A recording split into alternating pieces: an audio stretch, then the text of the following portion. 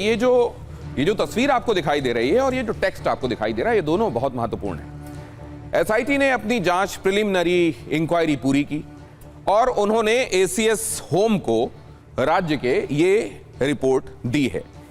अब ये जो राज्य के एसीएस होम हैं, ये असल में एक्स ऑफिशियो मेंबर भी हैं राम मंदिर ट्रस्ट के। ये भी एक महत्वपूर्ण एंगल है।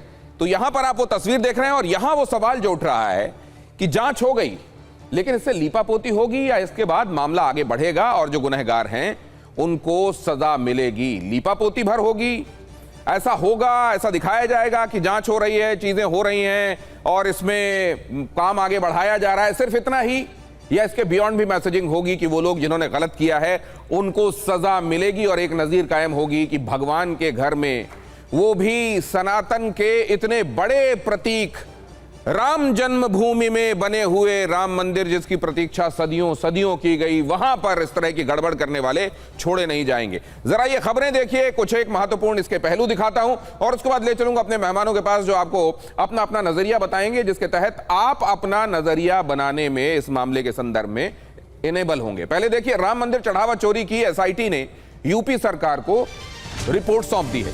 रिपोर्ट में दान निगरानी व्यवस्था पर गंभीर सवाल उठाए गए हैं। ये जो दान दिया जाता था, उसकी जिस तरीके से निगरानी होती थी, उसकी जो गणना होती थी, उसको लेकर गंभीर सवाल उठाए गए हैं।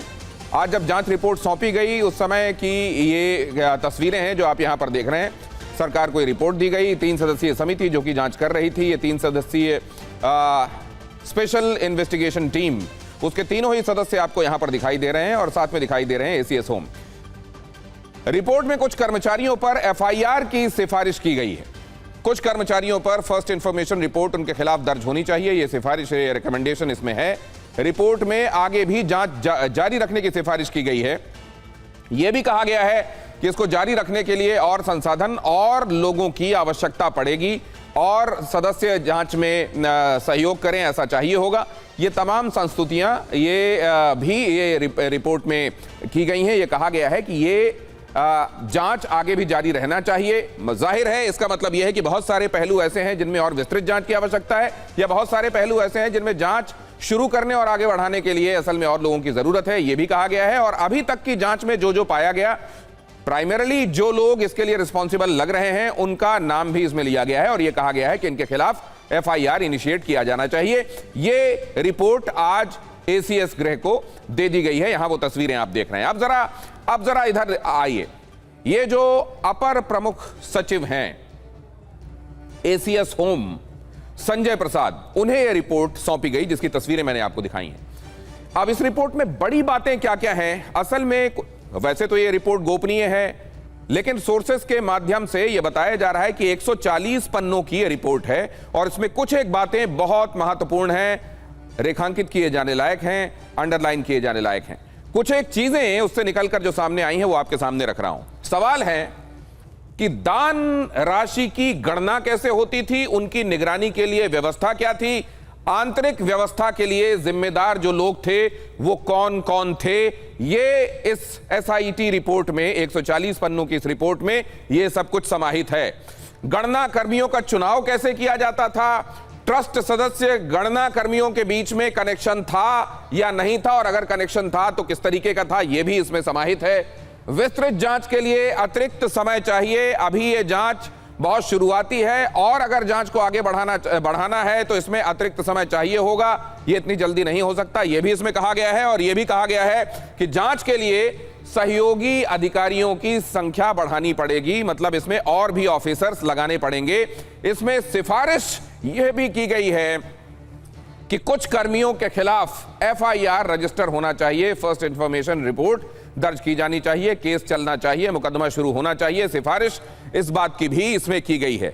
तो ये जो शुरुआती रिपोर्ट है, ये जो 140 पन्नों की रिपोर्ट है, जिसकी तस्वीर मैंने अभी आपको बताया और उसके नुआंसेस भी मैंने आपको बताए, इसमें बहुत महत्वपूर्ण चीजें कुछ हैं, लेकिन जाहिर है और विस्तृत विवेचना के लिए, जांच के लिए अभी वक्त चाहिए और ज्यादा अधिकारी चाहिए, यह बात भी कही गई है। कुछ एक नाम लेकिन इतना जरूर महसूस हो रहा है कि इनके खिलाफ तो कार्रवाई शुरू हो ही जानी चाहिए, एफआईआर लॉन्च होनी चाहिए, यह बात कही गई है। एसआईटी रिपोर्ट आ चुकी है, लेकिन सबसे बड़ा सवाल इसके साथ अब भी बाकी है, कार्रवाई कब होगी?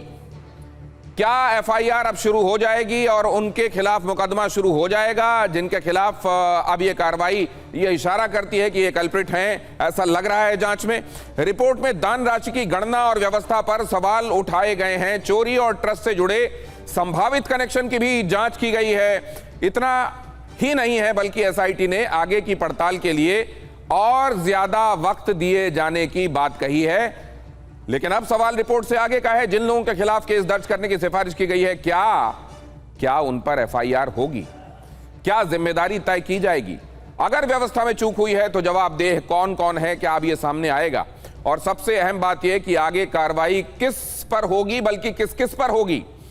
यानी एसआईटी रिपोर्ट सामने आने के बाद अब निगाहें जांच पर नहीं है बल्कि कार्रवाई पर सवाल अब आकर ठहर गया है कि जांच तो हो गई, अब कार्रवाई होगी या नहीं। क्या सिफारिशें कागजों तक सीमित रह जाएंगी या जिम्मेदार लोगों तक कानून का हाथ पहुंचना शुरू होगा?